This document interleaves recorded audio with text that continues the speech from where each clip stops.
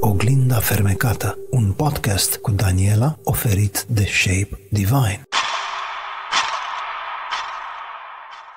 Așa cum v-am obișnuit, la Oglinda fermecată o avem alături astăzi pe dr. Maria Vrânceanu, specialist în nutrigenetică și nutrigenomică, cu doctorat în genetică, unul dintre cei mai buni specialiști din ziua de astăzi în ceea ce privește acest domeniu. Este autoarea unor teste genetice și pentru că foarte mulți dintre voi m-ați întrebat despre testarea genetică, vom discuta astăzi de la A la Z cu invitata mea, căreia îi mulțumesc că a acceptat să fie alături de noi astăzi. Bine ai venit, Maria, și mă bucur mult că te-am alături. Bine te-am găsit, Daniela, mă bucur foarte mult să fiu aici, mulțumesc de invitație și într-adevăr subiectul este unul foarte potrivit, să îl lămurim odată pentru totdeauna pentru publicul larg. Da, și îți mulțumesc mult pentru disponibilitate, pentru că așa cum vorbeam amândouă mai devreme, este destul de complicat să explicăm fiecărui om în parte ce înseamnă testarea genetică. Oamenii sunt în general obișnuiți să meargă la analize și întreabă cum să vin, să mănânc, să nu mănânc, să mă spăl pe dinți, am voie să. Haideți să povestim, să luăm cu începutul și să povestim cum se face recoltarea în cadrul testării genetice. Recoltarea depinde de modalitatea pe care o folosim pentru a recolta saliva. Dacă folosim sânge, aceea este o cu totul altă poveste, pentru că recoltarea trebuie făcută într-o clinică acreditată pentru astfel de recoltări. Dar în cabinetele specialiștilor, de cele mai multe ori și foarte ușor, se face recoltarea din salivă, da? Folosim de cele mai multe ori tampoanele bucale, la pacienți le place foarte mult, eu le spun, ați văzut filmele americane tip NCIS și așa mai departe, ați văzut cum se ia? Exact, deschide gura. Un tampon. Exact, un tampon bucal. Se face un raclaj bucal, așa se numește. Exact, da, pe partea internă a fălcuței, o fălcuță, cealaltă fălcuță, de regulă 30 de secunde și 30 de secunde, apoi se pune tamponul bucal în recipientul lui. De exemplu, noi folosim la cabinetul meu acele izohelixuri Rapid Dry, au o punguță cu uscare rapidă, sunt extrem de comode și asigură o conservare foarte bună a probei. Deci, practic, proba stă liniștită chiar și o lună de zile. Dacă se întâmplă cumva pacientul nu are posibilitatea să o transmită către laboratorul nostru de referință în timp util. Uneori se mai poate întâmpla și așa ceva. Nu facem ucegai, pentru că uneori tampoanele obișnuite, am mai văzut în unele cabinete tampoane asemănătoare celor care se folosesc pentru exudatul faringian. Nu e că nu sunt bune, dar pot să fac anumite mucegaiuri și atunci trebuie să repetăm recoltarea, ceea ce este neplăcut atât pentru pacient cât și pentru noi. De multe ori pacientul se mai și supără dacă este chemat la o nouă recoltare. În ceea ce privește momentul zilei, recoltarea se poate face în orice moment al zilei, dimineața, dar nu imediat după ce ne-am spălat pe dinți și am dus cu periuța toate celulele care de fapt ne trebuiau nouă la analiză.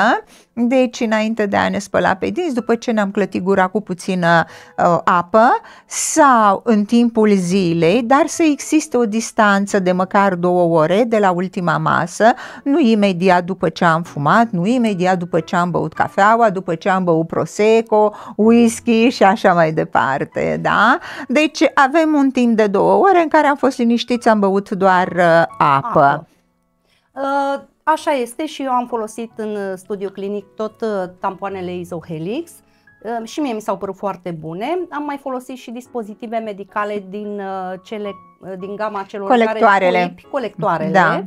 Deci această recoltare nu este deloc invazivă, sub nicio formă.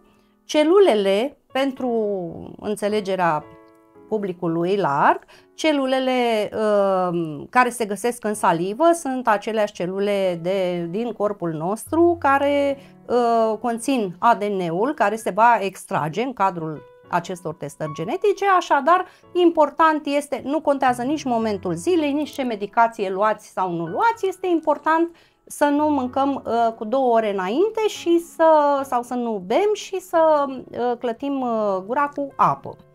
Așadar, posibilitățile de recoltare cam acestea sunt, nu este absolut niciun deranj. Ce vreau să te întreb, draga mea, este trimiți omului care comandă testul genetic, trimiți un kit acasă pentru autorecoltare sau ei trebuie să vină la cabinet? Nu, deci noi lucrăm foarte mult online pentru că nu toți pacienții sunt din București, deci practic pacientul comandă testul genetic și va primi acasă kitul de recoltare cu instrucțiunile de recoltare, cu consimțământul pe care va trebui să-l semneze, să îl scaneze și să îl trimită înapoi la mine la cabinet semnat că este de acord cu recoltarea probei biologice și, bineînțeles, toate clauzele care este obligatoriu să le avem în consimțământul respectiv.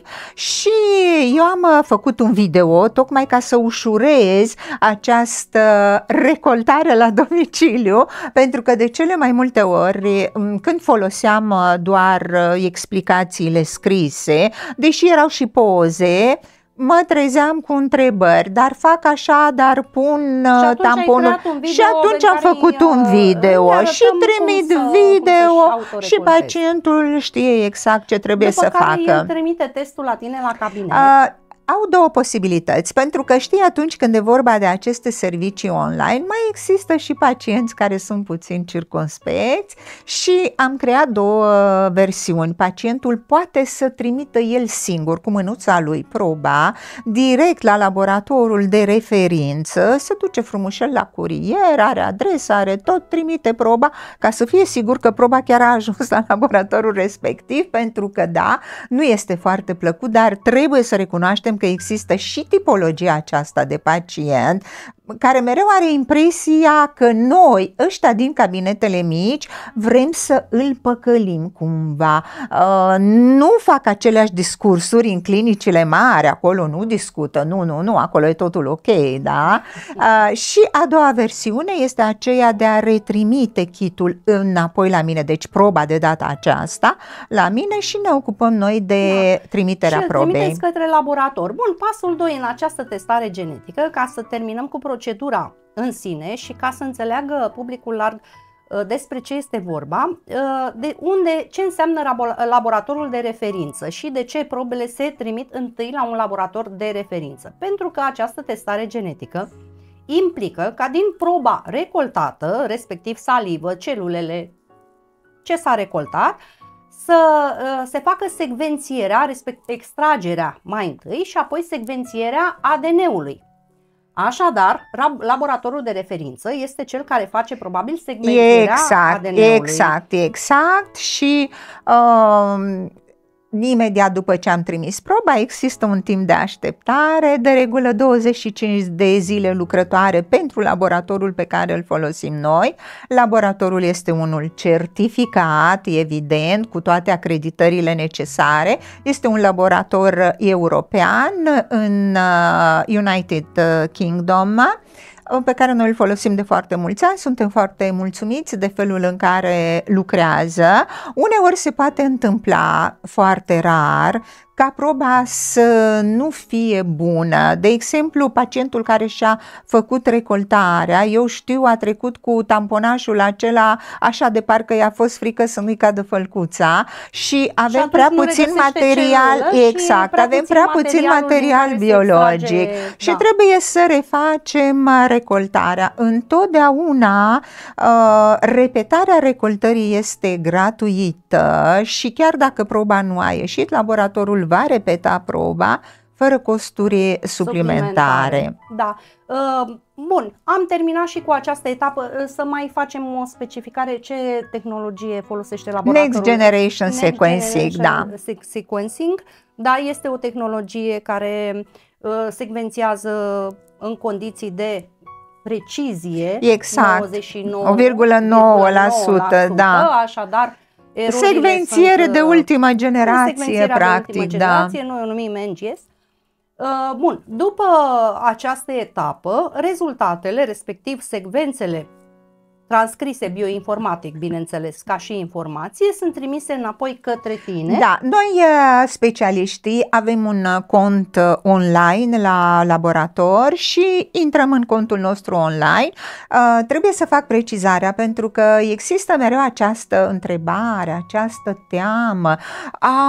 Dar ADN-ul meu, ce se întâmplă cu el? Nu se întâmplă nimic, este analizat exact pentru ceea ce ați dorit dumneavoastră, da?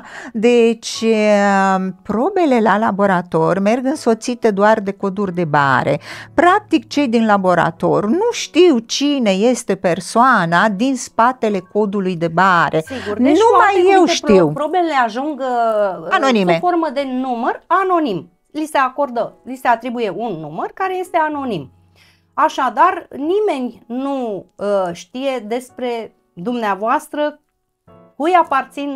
cui aparține acea probă și cui aparține acel ADN, pentru a clarifica și acest aspect, pentru că în ziua de astăzi, nu e așa, teoria conspirației circulă peste tot funcționează, și are un mod de viață pentru oameni. Nu, aceste rezultate aparțin persoanei în sine, prin consimțământul informat, ei sunt de acord să facă această testare, iar probele se trimit anonimizat, doar însoțite, bineînțeles, de un cod de bare al laboratorului care va păstra, bineînțeles, secretul și așa urmează să vă identifice proba dumneavoastră pentru a vă putea pune la dispoziție testarea. Și laboratorul nostru cu care lucrăm păstrează aceste rezultate timp de 5 ani, după care sunt distruse. Și inclusiv proba în sine este păstrată pentru 30 de zile solare. După cele 30 de zile solare este distrusă, deci nimeni nu mai are niciun fel de acces la proba respectivă pentru că practic este distrusă.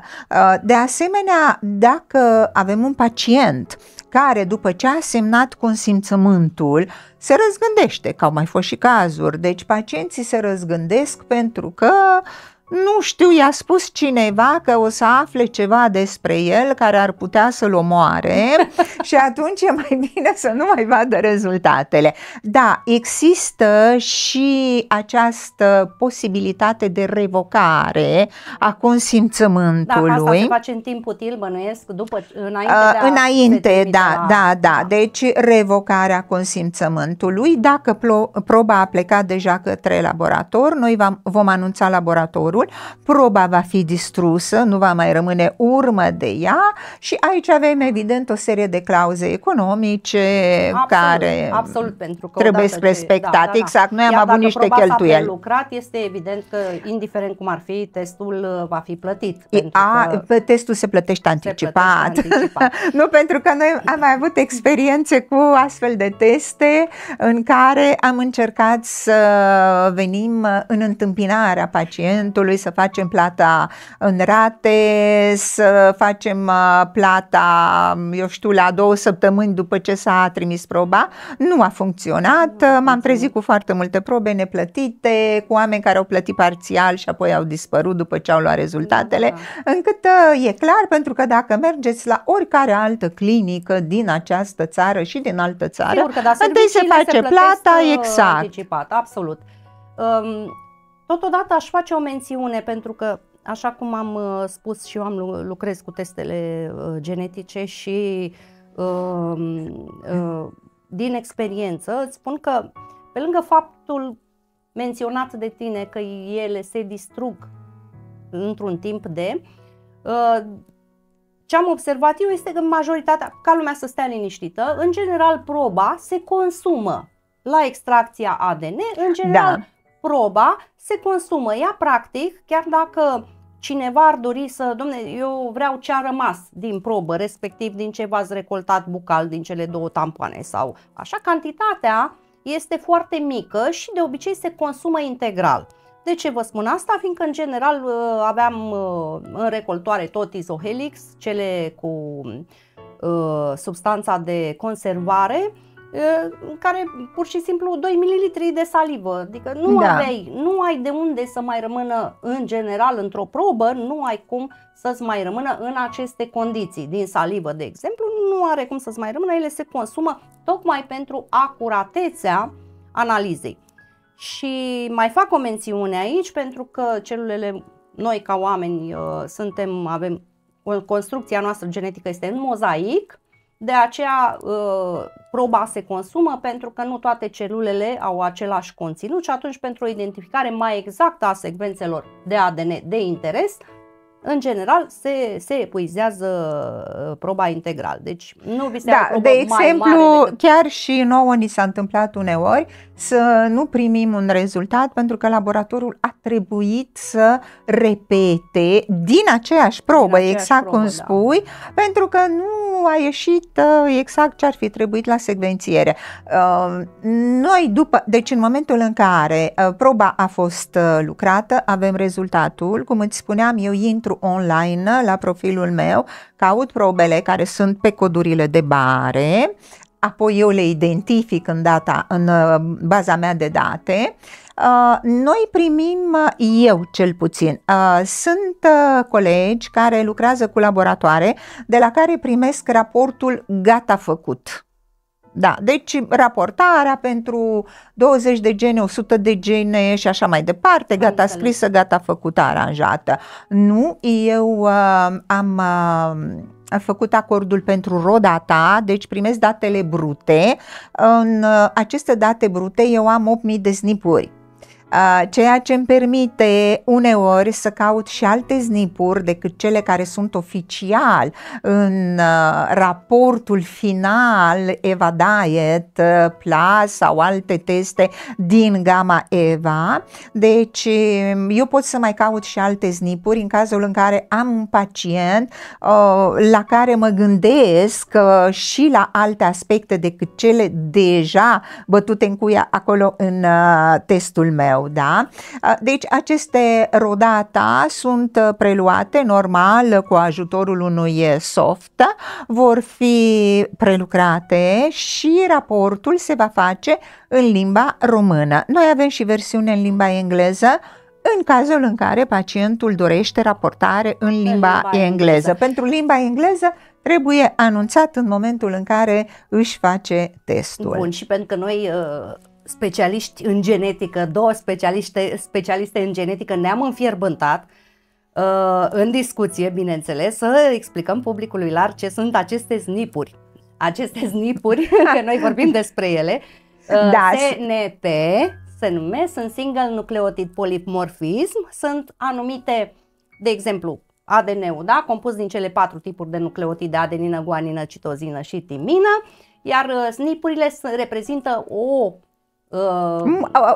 mică schimbare, o mutație mică. Este ca și cum, știi că eu predau studenților și le fac un exemplu, știi, trebuie să fie cumva practic așa să înțeleagă omul. Când spui se schimbă o bază cu o alta, e cumva abstract, dar eu le spuneam, uitați-vă, ca la literele alfabetului, da, adenină, guanină, citozină, deci eu schimb o literă cu o altă literă, pare așa neimportant la prima vedere, dar le dau exemplu. Ia uitați-vă, am cuvântul moș și îl schimb pe M cu C. Obțin coș. Între moș și coș, ce legătură există? Mare diferență, da? Da, pentru că în felul acesta ei reușesc să înțeleagă că aceste snipuri, da, înseamnă o schimbare mică, dar o schimbare. Apoi le explică dacă... O schimbare mică care de fapt este majoră la nivelul ADN-ului, pentru că schimbă expresia genică, da? Și cel mai frecvent exemplu, cred că toată lumea a auzit de MTHFR, da? Da. Metilentetrahidrofolat. Acum e de modă. Da, cu mutația C670 677, adică o citozină în poziția 677, așa cum se numerotează, da, secvențele de ADN, dar nu intrăm în detalii. Amănunte nu, pentru că oricum pacienții nu sunt interesați de aceste aspecte, dar legat de SNP-uri, poate abordăm discuția aceasta când o să trecem la cum alegem un test genetic, pentru că există foarte multe companii, chiar și în România, care oferă teste genetice de nutrigene în mod special, în care SNP-urile nu sunt precizate. Deci atâta vreme cât SNP-urile nu sunt precizate, mie nu mi se pare un test credibil dacă am un rezultat în care mi se spune: dumneata ești unul care nu doarme bine noaptea, genele de interes sunt XYZ. Mie lucrul ăsta nu spune nimic ca specialist, mi se pare că este totul așa praf în ochi, deci eu vreau să văd SNP-urile, pentru că SNP-ul acela orice persoană îl poate pune pe Google și o să-l regăsească în database NIPA și acolo o să vadă că ceea ce am scris noi la rezultat este așa și nu altfel. Da, pentru că ați găsit un SNP care schimbă expresia genică acolo, să spunem așa, din cauza unor SNP-uri sau de multe ori poate, nu știu, datorită unor SNP-uri, depinde la ce ne raportăm.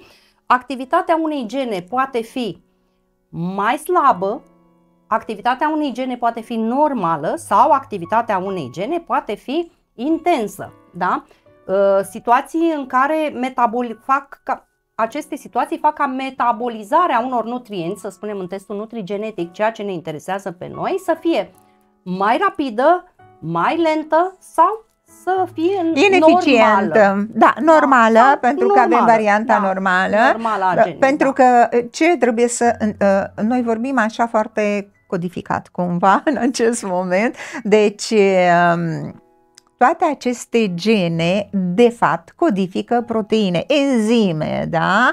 Deci, când vorbeai tu de metilentetrahidrofolat reductaza, ea produce o enzimă, codifică o enzimă cu același nume, o enzimă care este foarte importantă.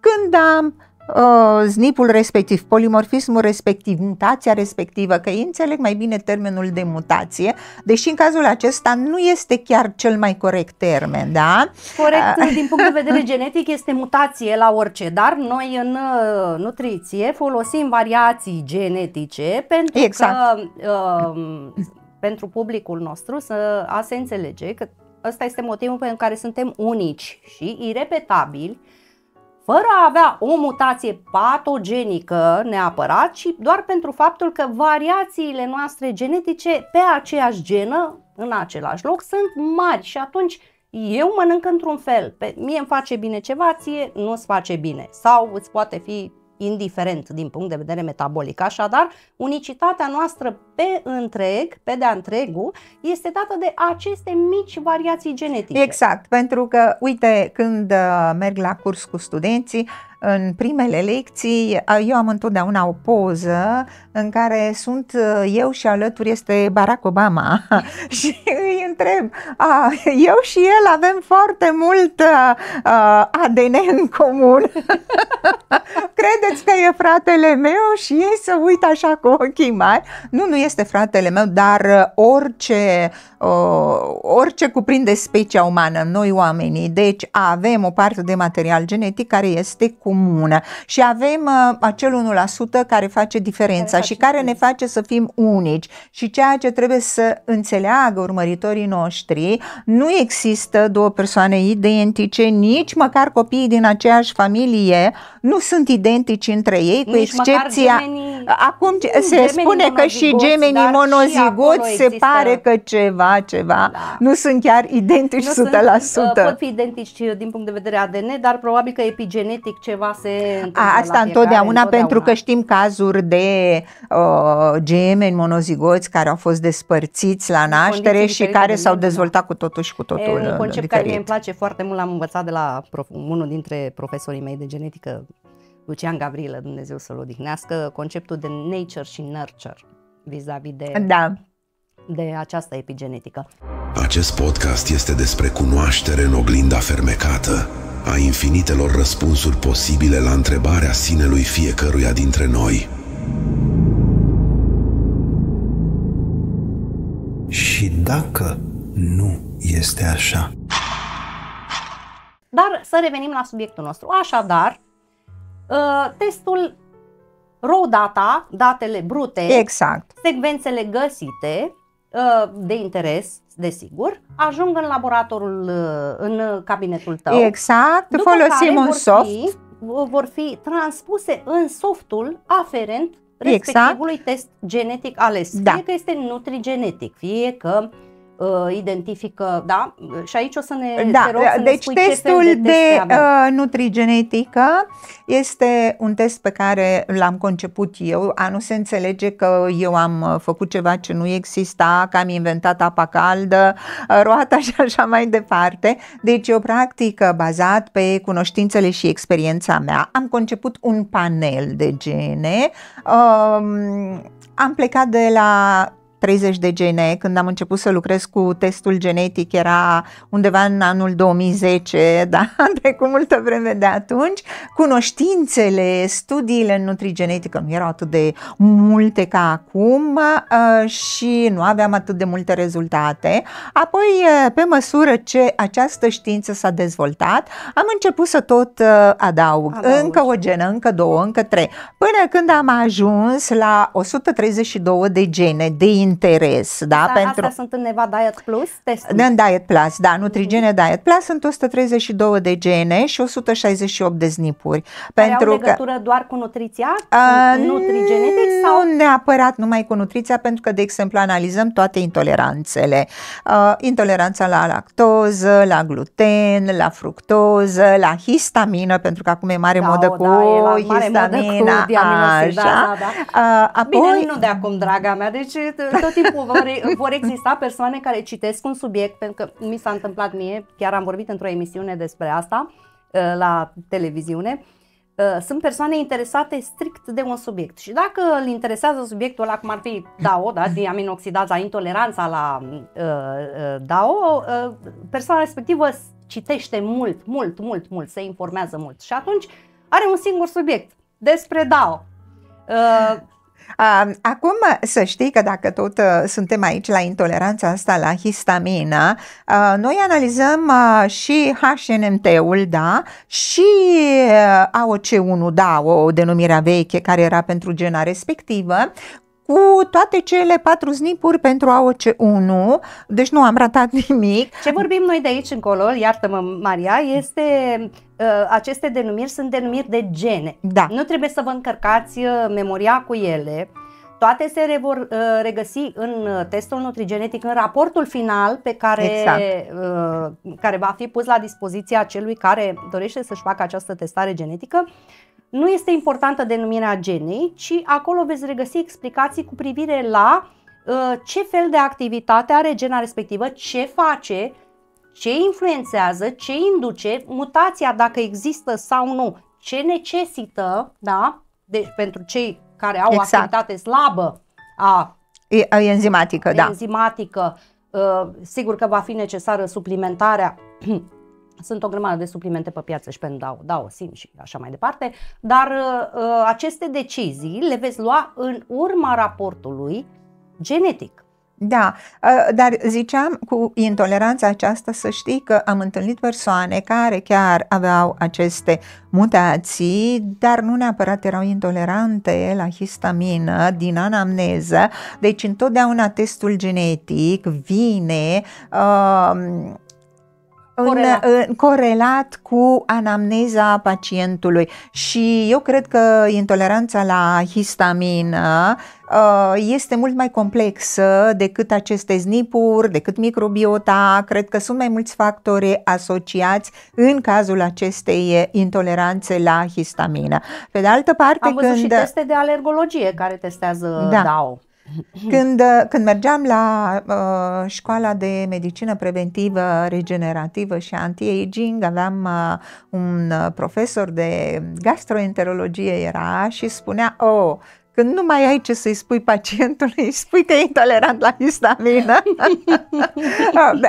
Cred că era puțin exagerată afirmația, dar acum se face un abuz de această intoleranță la histamină.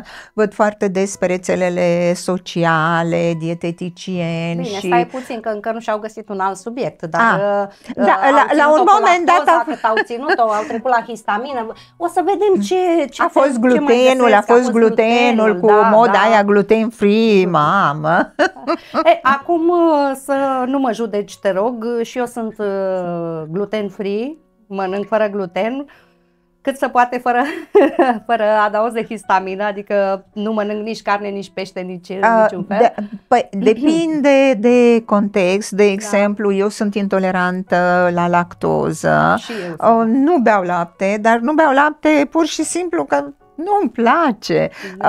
Eu nu mănânc carne, dar nu din motive genetice, pur și simplu pentru că nu îmi place. Sunt un fel de ovo-lacto-vegetariană. Da, și eu la fel, da. Bun, pentru publicul nostru, a nu se înțelege că intolerant la lactoză se aplică la orice fel de lactate. Aici vorbim despre lactatele dulci, în special lapte frișcă. Cu privire la lactatele fermentate este o altă discuție, brânză, iaurturi, și acolo intoleranța la lactoză nu se manifestă în același mod, adică nu se manifestă. Puteți dar chiar și așa, pentru un intolerant la lactoză, manualul spune că poate tolera până la 24 de grame de lactoză, 12 grame, pardon, ceea ce ar corespunde la 240 de mililitri de lapte, adică un cappuccino. Eu zic, când eu fac socoteala cu cappuccino, zic, adică un cappuccino. Dar și aici să știi că trebuie văzut de la persoană la persoană. Eu vorbesc de mine acum. Dacă beau astăzi un cappuccino, sunt bine. Dacă beau și mâine unul, sunt așa și așa. Dacă beau și poi mâine, s-a terminat. Am înțeles. Bun, și iată că ajungem în posesia acestui raport nutrigenetic cu rol major, și aici vreau să vorbesc în primul rând despre rolul acestui test genetic. Rolul lui este de prevenție, în primul rând. Exact. De management, nu în ultimul rând, și de management al unor afecțiuni pe care deja persoana care și-a comandat testul le-a dezvoltat. Cu alte cuvinte, de multe ori nu găsim explicații pentru ceea ce ni se întâmplă atunci când mâncăm și acest test genetic, în afară de partea de prevenție, putem vedea acolo o predispoziție care încă nu s-a manifestat și atunci știm ce avem de făcut pentru a o preveni. Și vedem niște predispoziții care deja s-au manifestat și acolo putem vedea și trage concluzia din aceste teste genetice cum putem să conducem mai bine, să manageriem situația, ce este bine să facem, ce nu este bine să facem. Deci toate aceste sfaturi vis-a-vis de nutrigenetică totul se bazează pe constituția noastră genetică și ne ajută practic într-un stil de viață mult mai bun.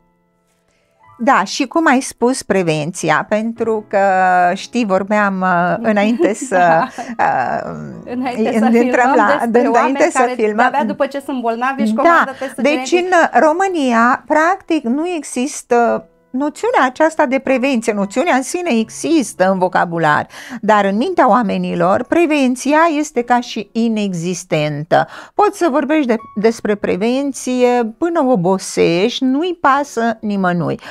Sunt interesați de tot felul de subiecte tragice, dar niciodată de prevenție. Uite, am un exemplu, i-am spus unei doamne care a solicitat niște teste genetice, păi având în vedere cum se prezintă părinții dumneavoastră, ați putea să vă faceți și dumneavoastră un test de nutrigene, pentru că anumite aspecte din fișele medicale ale părinților în mod sigur sunt cu fond genetic. Doamna a zis, da, eu mă simt bine, nu am de ce să-mi fac un test. Deci cumva oamenii așteaptă să se simtă rău, să fie bolnavi și apoi să vină să-și facă un test.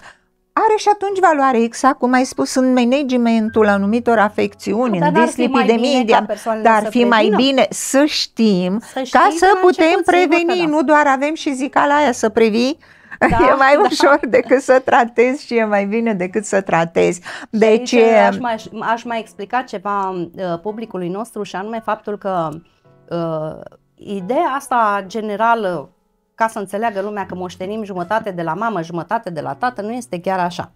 Moștenirile genetice se fac pe haplotipuri. Haplotipurile sunt niște grupări de gene care se moștenesc fie de la un părinte, fie de la celălalt și care determină în sine anumite schimbări, în anumite atitudini în fenotip. Cu alte cuvinte, nu trebuie să luăm lucrurile așa alb și negru, în sensul că am jumătate de la mama, am jumătate de la tată, dacă mama suferă de ceva, eu sigur o să sufăr. Poate că nu, poate că acel haplotip nu l-ați moștenit.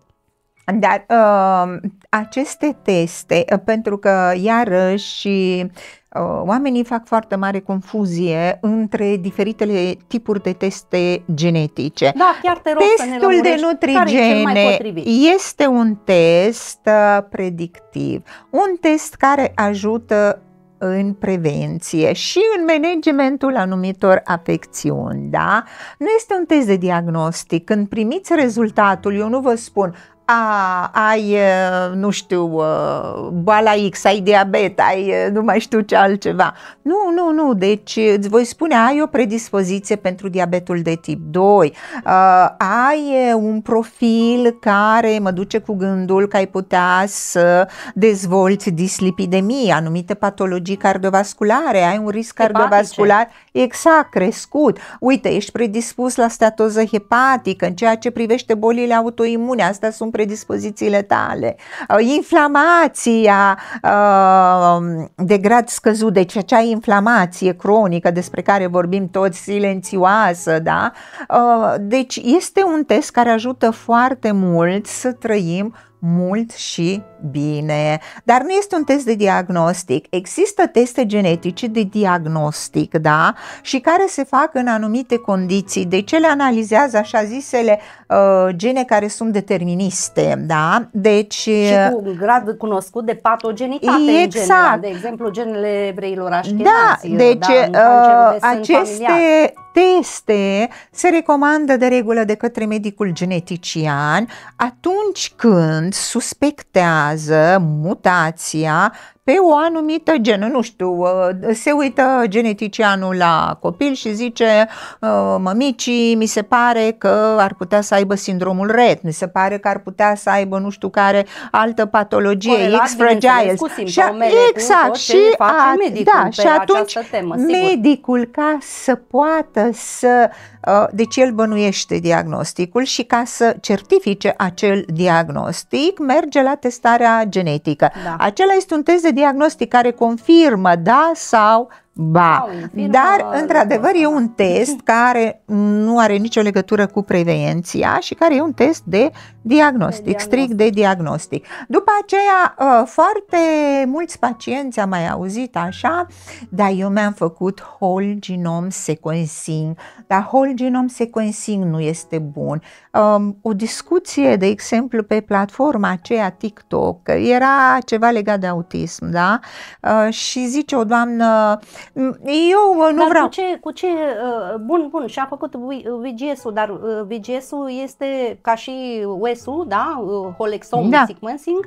Acestea sunt practic raw data genomului. Exact. Aia nu înțeleg. Genomul. Păi tocmai. De acolo nu te ajută cu nimic decât dacă cauți printr-un program informatic, că de aceea există bioinformatica pe genetică, care doar asta face, bioinformatica, analizează și caută mutațiile, SNP-urile, exact, cu cunoscute ca fiind patogene sau cunoscute ca fiind poate nepatogene, dar variante care sunt diferite de normal, de forma normală. Exact.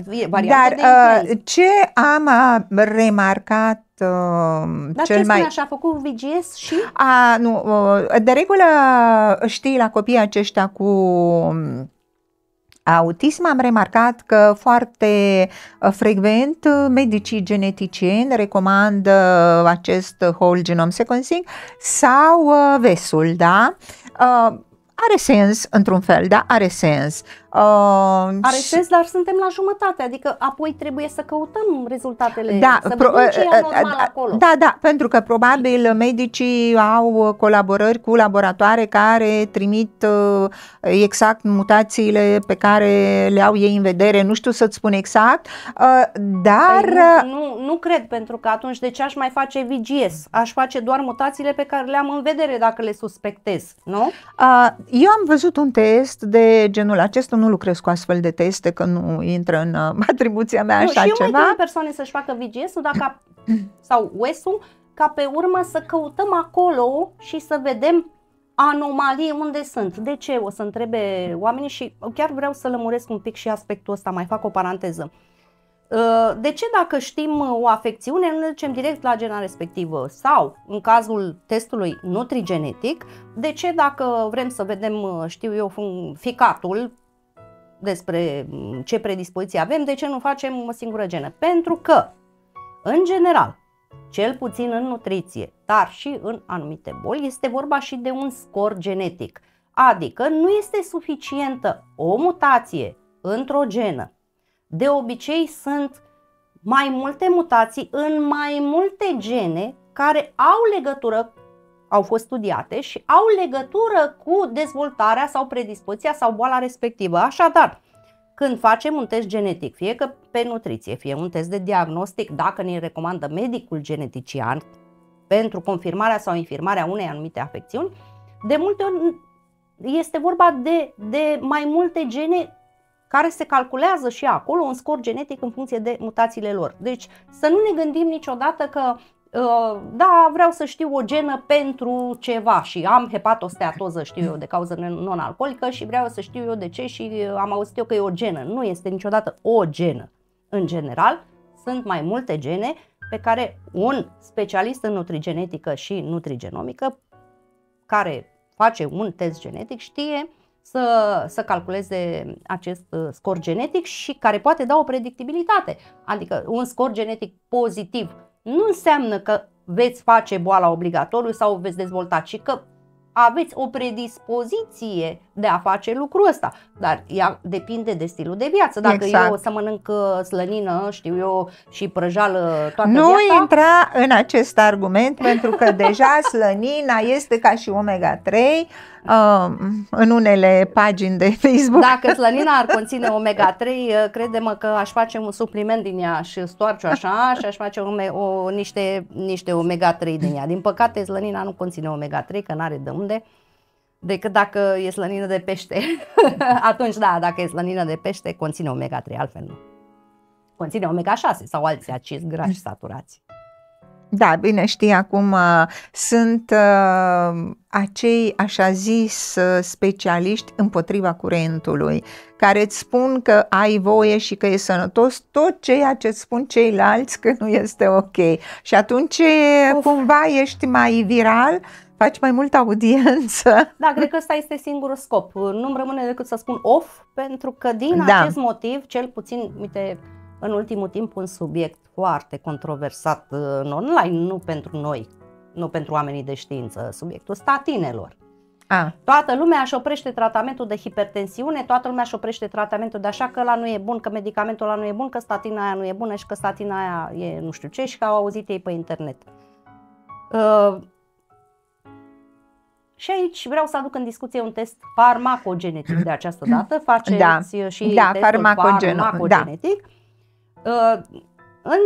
Întotdeauna tratamentele în ceea ce privește cardiovascularul, da, să spunem, hipertensiunea esențială, că de-aia se numește esențială, că nu se cunoaște o cauză anume, dar atât hipertensiunea, cât și alte boli cardiovasculare și nu doar ele în sine, se tratează prin încercări succesive. Nu înseamnă că dacă ați fost la un cardiolog și ați avut un tratament de încercare și v-a rechemat peste o lună să evalueze cum v-a mers și dumneavoastră vă este rău, poate, sau nu vă face bine tratamentul, sau tensiunea nu scade, sau știu eu ce, nu înseamnă că nu mă mai duc la evaluare, pentru că cardiologul, în lipsa unui test farmacogenetic, va schimba din medicație până când găsește una adaptabilă și potrivită cu pacientul respectiv. Așadar, nu renunțați la medic pentru ce auziți pe internet, pentru că este esențial. Și aici vreau să discutăm despre rolul testului farmacogenetic. Exact, acest test analizează o serie de gene care sunt implicate în metabolizarea diferitelor medicamente. Și aici avem grupe de medicamente. Testul pe care îl fac eu este unul destul de extins, analizează mai multe categorii de medicamente și pentru cardiovascular, și cele pentru diabet, și cele pentru autoimune, pentru probleme psihiatrice. Exact, da.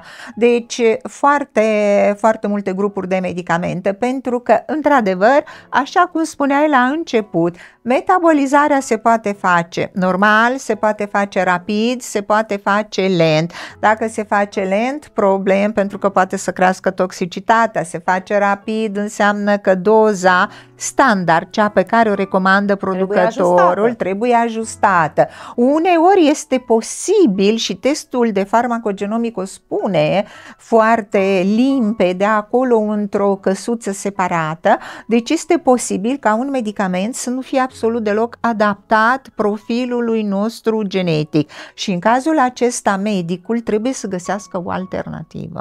Da. Deci dacă medicul s-a gândit la un medicament care e trecut în căsuța roșie, că nu e bun și trebuie schimbat, el va trebui să găsească alternativă la medicamentul respectiv. Să clarificăm și cu acest test farmacogenetic. În primul rând aș începe cu faptul este valabil și pentru cel nutrigenetic, că acest test se face o singură dată în viață.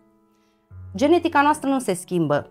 Nu suntem astăzi oameni și mâine, știu eu, maimuțe, sau ne schimbăm culoarea pielii sau mai știu eu ce. Deci, cu alte cuvinte, acest test, odată ce l-ați făcut, inclusiv cel farmacogenetic mai ales, este important, el este valabil toată viața, trebuie printat și chiar și când mergeți la medic, ar fi util să luați testul cu dumneavoastră. De ce? Exact. Avem în acest test farmacogenetic sunt cele 3 coloane. Sunt medicamente la care reacționați într-un mod standard, pentru că în urma analizării, a secvențierii genelor dumneavoastră, activitatea genetică a genei implicate în metabolizarea respectivului medicament este normală și atunci aveți o grupă de medicamente la care efectele și dozajul sunt cele standard, o grupă de medicamente care trebuie administrate cu precauție sau ajustată doza din motivul spus mai devreme de doamna doctor Maria Vrânceanu, în sensul că poate o genă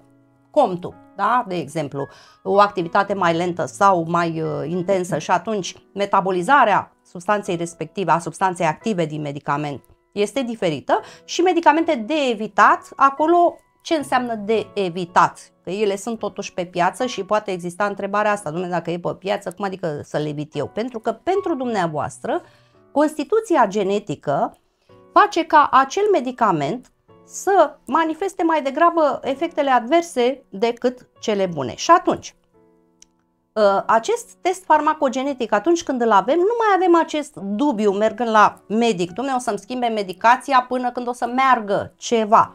Și atunci cu testul farmacogenetic vă oferă un răspuns clar asupra unor substanțe, pentru că ce analizează nu sunt medicamentele în sine, atenție, nu discutăm despre aspirina de nu știu care, da? Discutăm despre substanța activă. Această substanță activă din interiorul medicamentului este valabilă oriunde în lume. Deci, da, exact, pentru că denumirile comerciale ale medicamentelor sunt diferite de la o țară la alta, deci pentru aceeași substanță activă. Substanța activă. și testul, dacă sunteți cumva în tratament cu anumite medicamente, analizează și felul în care răspundeți la medicamentele respective. Bineînțeles, aici noi ca specialiști, când trimitem laboratorului, trecem substanța activă și nu denumirea medicamentului în România sau în UK sau... Deci testul este valabil oriunde în lume. Exact. Inclusiv testul nutrigenetic, unde cu ce ne ajută, cu prevenția este clar, cu managementul este clar, cel farmacogenetic cu claritatea asupra tratamentelor care trebuie să administrate, ce ne face bine, ce nu ne face bine sau unde trebuie să umblăm să ajustăm doza. Deci aceste teste ne ajută practic să avem o viață mai bună și ca să fie și mai simpatic. De curând în testul de nutrigene am introdus și acele gene importante, FOXO3, sirtuina 1, cloto, care sunt corelate cu longevitatea și unde anumite alele sunt chiar caracteristice populațiilor centenare. Până acum am găsit foarte puțină lume care avea acele alele, dar avem deja în testul de nutrigenetică. L-am introdus, mi s-a părut foarte simpatic și bine de știut, pentru că noi chiar dacă nu avem acele alele care caracterizează centenarii, putem totuși să activăm aceste gene, cum ai spus tu, umblăm epigenetic, Așa, deci putem să le activăm. Bine, umblatul ăsta epigenetic, atenție, nu faceți de unii singuri.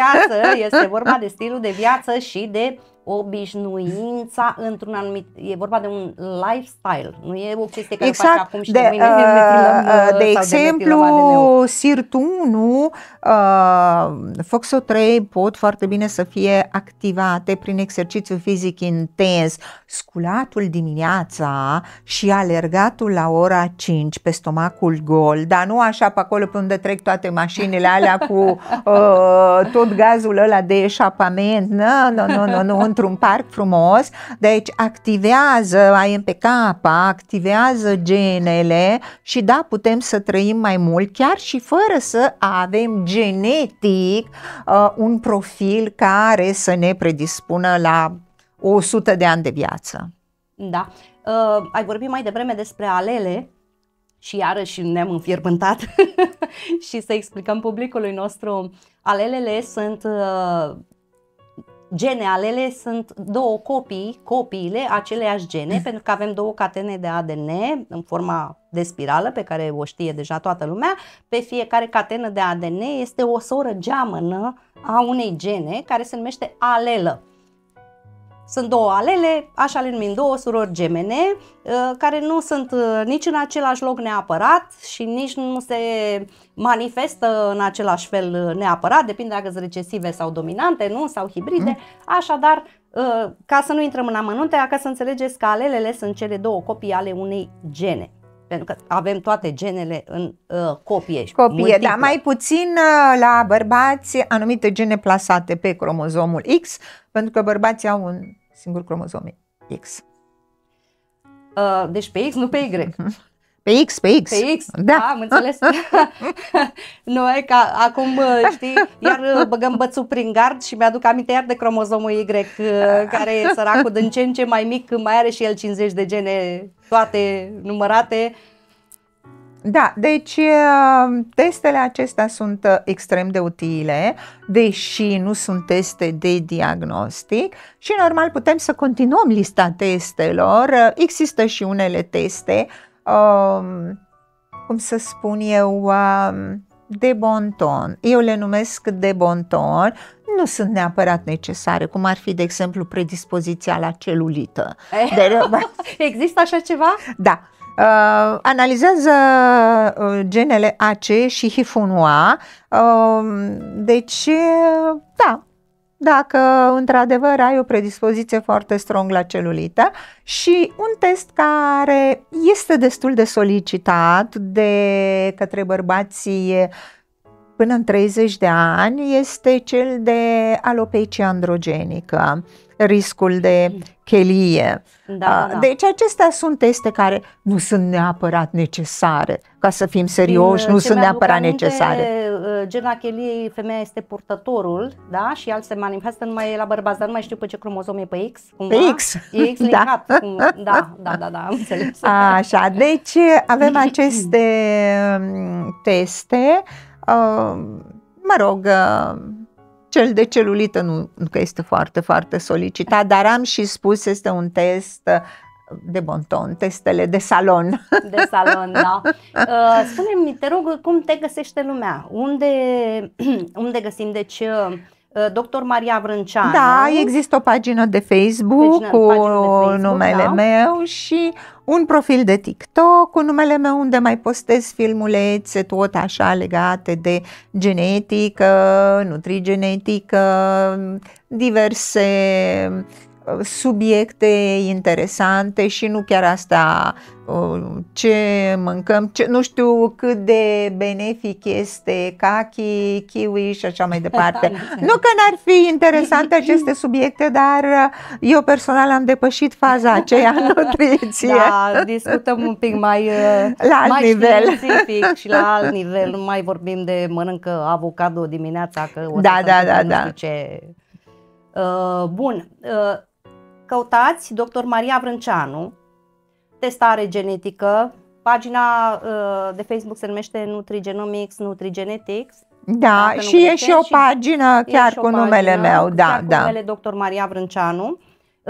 Testele tale le-am văzut și mai sunt comercializate și în clinici mari, în spitale, le mai găsesc pacienții? Da, dar este o chestiune confidențială, pentru că eu, deci acest test, panelul fiind conceput de mine, am permis clinicilor să își facă raportarea cu propriul logo. Am înțeles. Spune-mi, te rog, oamenii după ce primesc raportul testului au și o consultație, au o consultație, da, care este inclusă în prețul exact. Pentru a li se explica ce anume testul, nu au da.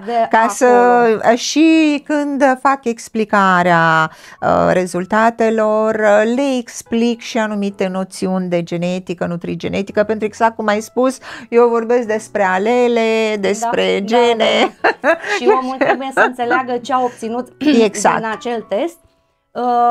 O întrebare care mi-a fost des adresată și iarăși aș vrea să specificăm aici, vis-a-vis de importanța, de procentul de moștenire genetică din afecțiuni. Trebuie să înțeleagă publicul larg că genetica nu este singura de vină pentru tot ce ni se întâmplă. În majoritatea, de exemplu, a cancerului, îmi vine în gând exemplul ăsta, genetica are și aici un rol de 5-10%. Și ne referim strict la predispoziție. Nu ne referim la, cum am dat exemplu de mai devreme, genele patogene care provoacă afecțiuni genetice familiale. Acelea în primul rând se corelează cu screening-ul familial, sunt o chestiune de diagnostic medical, este altă poveste. Deci... Da, avem și un test pentru cancer ereditar, cel despre care ai vorbit, deci mai facem așa pe scurt, cancerele 5-10%, exact cum ai spus, sunt ereditare, da? BRCA-ul, 2 snipurile din BRCA2. Iar restul sunt cancere sporadice, care nu au nicio legătură cu moștenirea genetică, apar datorită unor mutații spontane. Mai degrabă cu legătură cu stilul de viață. Cu stilul de viață, exact, pentru că știi, există foarte multe studii care spun că foarte multe tipuri de cancer pot fi prevenite cu ajutorul unui stil de viață corespunzător. Absolut. Și dieta este prima vinovată în toată această ecuație. Iată de ce testarea genetică și prevenția pe care o aduce testarea genetică și mai ales nutrigenetică, iată care este greutatea și importanța acestei testări într-un stil de viață sănătos. Practic, vedem unde este predispoziția, știm ce avem de făcut ca să nu se întâmple respectiva nenorocire. manifestare, da, să nu se întâmple respectiva mutație sporadică, pentru că dacă eu sigur că o să pierd toate nopțile, o să beau și mai știu ce o să fac, sigur că asta ajută ca predispoziția să se și manifeste și deja publicul trebuie să înțeleagă că odată manifestate aceste boli, nu prea mai există cale de întors. Deci iată de ce este mai bine să prevenim și să facem. Păi uite, un studiu care îl am acum pregătit pentru publicare, e un studiu pe populație din România, ne-am axat foarte mult pe APOA2, am văzut că ea a fost studiată și în alte populații, este o genă care are multe studii și am zis hai să vedem și în populația din România cum stăm cu această genă și pentru că era vorba despre riscul cardiovascular, rolul nutrigenomicii în prevenirea și în managementul acestui risc, da?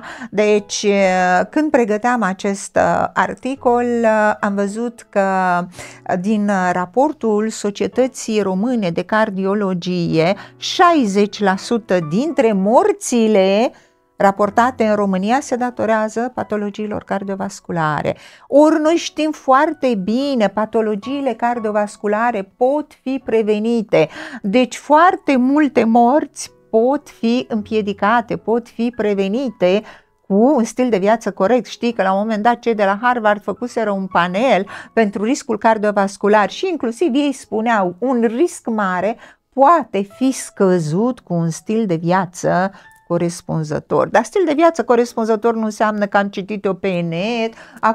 Acum nu mai citesc pe net, caută pe AI, pentru că AI-ul îi diagnostichează, le dă tratamente, le face... Da.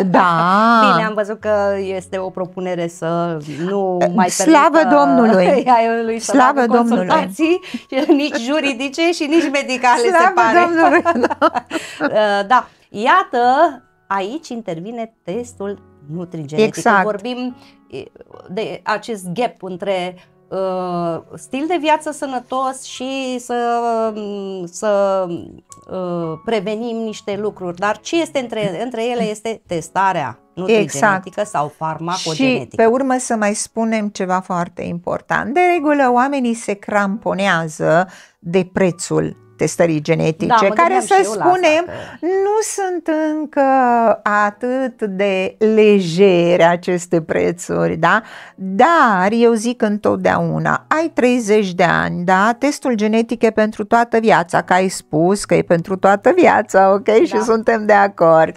Bun, hai să vedem, 30 de ani, mă testez, deci testul meu e valabil până durata medie de viață 75 de ani. 75, da. Punem 70, da? Deci am 40 de ani în care pot să mă folosesc de acest test genetic, împart suma, costul testului genetic la numărul de zile din cei 40 de ani. Știi care este cifra pe zi, costul pe zi al testului genetic? 0,0000. Da. Iar mai târziu, costul medicului, costul tratamentului, nu mai vorbim, care va fi inestimabil. Acum, dragii noștri urmăritori, nu e suficient nici să faci testul, trebuie să și urmezi indicațiile din testare, adică dacă l-am făcut și l-am pus acasă undeva bine, în ideea că nu ne ajută cu nimic. Ele trebuie să fie actionable, întotdeauna mergeți pe acționabil. Unde pot să umblu? Aici. De asta am făcut testul, ca să pot umbla aici, să iau suplimentul ăla că am deficit, să iau aia și mai bine în loc să ne uităm pe influencerii, să ne uităm la influencerii de pe internet care n-au nicio legătură cu ce vorbim noi aici, poate că e mai simplu, în loc să dăm scroll imaginilor, să răsfoim testul și să vedem acolo ce avem de făcut noi pentru noi într-un mod particular și unic. Da, este foarte important ca testul acesta să fie pus în practică, în practica de zi cu zi, pentru că, da, într-adevăr, am și eu pacienți care și-au făcut testul genetic și îl țin în dulap. Ba mai mult decât atât, deci ceva de-a dreptul hilar. Mă sună într-o zi o pacientă și îmi spune: oare mai aveți raportul meu genetic? Și eu le-am retrimis, Doamne, multor Dar persoane. de când era testul ăsta? Nu mai găsesc, bineînțeles că le ai, știi, dar... Da, deci testul era de 5 ani în urmă. I-am zis, știi, că acum e mult mai extins. Păi vreau update, ok, eu ți-l updatez, dar ți-l updatez degeaba dacă nu îl aplici în practică. În viața de zi cu zi. Draga mea, îți mulțumesc foarte mult. Și eu mulțumesc că ai venit și ne-ai iluminat cu privire la rolul și locul testării genetice în viața noastră, cum să ne păstrăm sănătoși și longevivi, activi, cât mai mult timp. Recomand aceste teste, sunt tot timpul, Maria studiază și tot timpul updatează și tot timpul adaugă și îmbunătățește, face aceste studii să fie din ce în ce mai complexe. Sunt utile, inestimabilă valoarea pentru sănătatea noastră în prevenție. Iar cel farmacogenetic, deja v-am spus, atunci când aveți medicație, eu n-aș merge fără testul după mine în orice situație. Încă o dată îți mulțumesc, că a fost o reală plăcere, mă bucur că în sfârșit am reușit să ne vedem. Am mai încercat noi odată, dar nu s-au aliniat astrele. Nu s-au aliniat astrele atunci. Băcăoanu, da? Și sper să te revedem cu drag și data viitoare. Și eu sper să ne revedem, a fost o plăcere, mulțumesc. Vreau să te descoți data viitoare despre niște mituri, adevăruri și mituri pe care mi le-ai promis.